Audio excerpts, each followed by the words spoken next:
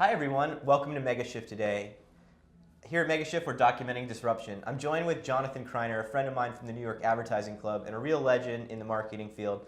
He currently works at TVision Insights as the Director of Marketing, and we have some really interesting things to talk about today. Jonathan has a really cool story, and we're happy to have you here.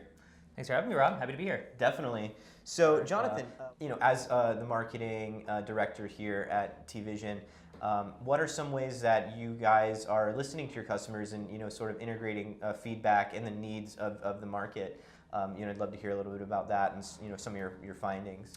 Yeah, I think it's interesting. One of the big things that we think a lot about is when you think about attention, the idea of attention and how different it is from traditional TV measurement.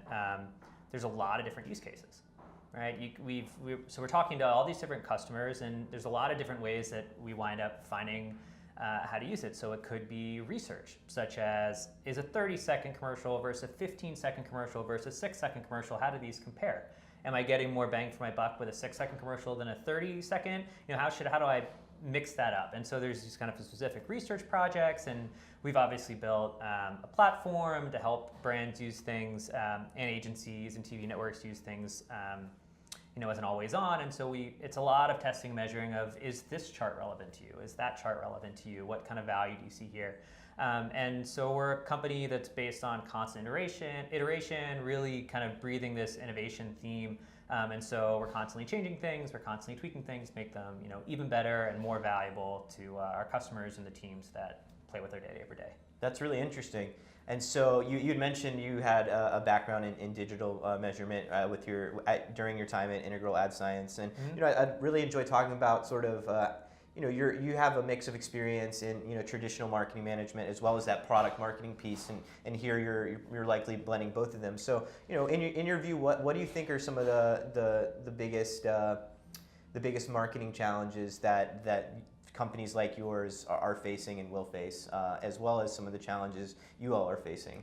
Yeah, I think the easiest way to answer that is we're a startup, and so what that means is that there's constant change. Mm-hmm. And so when you're trying to define a product, when your customers might be shifting, and the goal might be shifting, and the industry is shifting, and we're not the only ones talking about the changes in TV and in measurement and digital. And so I think that's the biggest challenge, right? What you think is going to resonate today might not resonate tomorrow. What you think you're really going to bet big on might be less valuable once you get another couple conversations that change the way you think about a certain thing. And then for me, coming from digital, is that TV is different.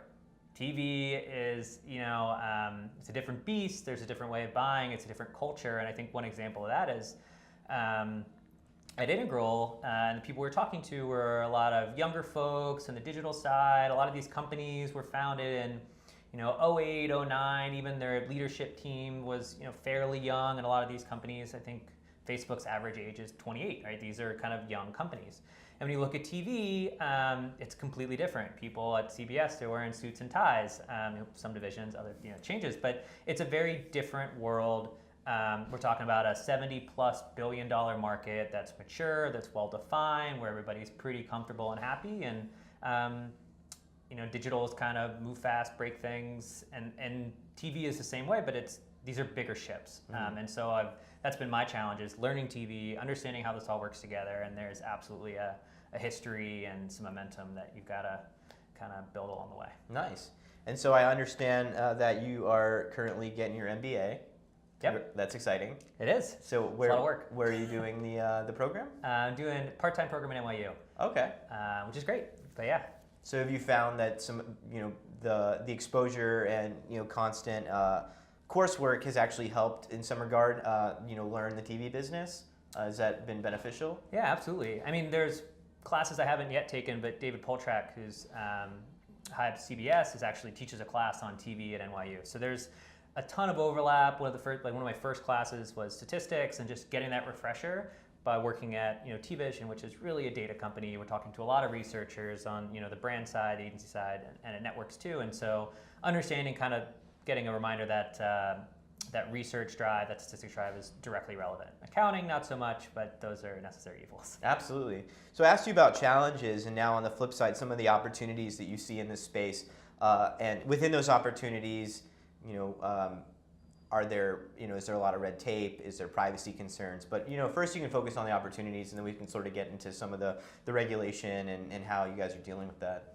Yeah, I can't speak much to regulation. I'm pretty far from the legal side of things, but in general, I think that when I was getting ready to look for something new when I was at Integral, I was really picky. And TVision was something that when I first heard about the idea and how impactful it can be on the industry was really stuck with me. I mean, it really drew me in. And when you think about the idea that we're buying $70+ billion worth of inventory, in the traditional way, TV viewership's changing, video viewership's changing, all of these dynamics are changing, and you want to be able to measure on a person level, you want to be able to measure what's happening. That becomes it's my job in marketing to make sure that reaches everywhere. And that becomes a really, really cool opportunity, knowing that this is going to disrupt some people. Like, some people are not going to be super happy that we're exposing things. And I think that's kind of, Integral did that with viewability. I remember a lot of people on the sell side were like, you're calling my baby a little bit ugly, like, I have this inventory, it's really premium, but if nobody saw it, then like, how much impact are you having for your advertisers? And really, everybody wants the same goal, right? If you buy inventory, you want value. If you sell inventory, you want to sell value, because the more value that you can create for your buyers, the higher the price, the more integrated of a partner, the easier it is to really build that relationship. And so we say, buyers are buying attention, sellers think they're selling attention, but if we're not measuring attention yet, then you're not really buying and selling what you think you are.